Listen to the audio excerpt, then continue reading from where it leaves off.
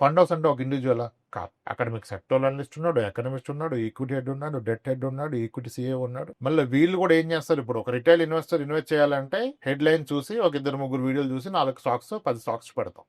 కానీ mutual fund అలా 10 stocks pick చేయరు. వీళ్ళు ఒక స్టాక్ పిక్ చేయడానికి వాళ్ళు డే 1 ఒక గెలాక్సీ ఫామ్ చేసుకుంటారు. మనం రీసెర్చ్ మార్కెట్ లో ఉన్న 4,000 కంపెనీ చేయలేము, కొన్ని పారామీటర్స్ మీద 10 years positive cash flow, very less debt ఉన్న కంపెనీలు, వాట్ గ్రోయింగ్ ఇండస్ట్రీ, దీంట్లో అవన్నీ చూసుకొని ఒక 300 కంపెనీలు 350 కంపెనీలు పెట్టుకుంటారు. Galaxy, it's our Galaxy. వీటి బయటకు వెళ్ళరు.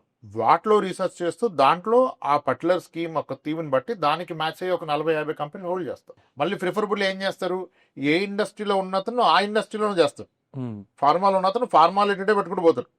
అదే ఇండస్ట్రీకి హిట్ వస్తే హిట్ వస్తుంది. ఇక్కడ ఏమవుతుంది, మ్యూచువల్ ఫండ్ లో your not only investing in pharma, ఒక 14-15 సెక్టార్స్ లో ఇన్వెస్ట్ చేస్తారు. అండ్ ఈ టైమ్లీ ఆ సెక్టర్ బ్యాడ్ ఉన్నప్పుడు fund manager will May move out of that sector, లేదా అలొకేషన్ తగ్గిస్తాడు. ఎవ్రీ మంత్ చర్న్ ఉంటుంది. అండ్ మళ్ళీ వీటికి ఏటికి మనం ట్యాక్స్ ఇవ్వడం. ఇన్ఫాక్ట్ ఫండ్ హౌస్ కూడా ట్యాక్స్ పడదు. ఈ చర్న్ అంతా మనం ఎక్కడ చేస్తాం?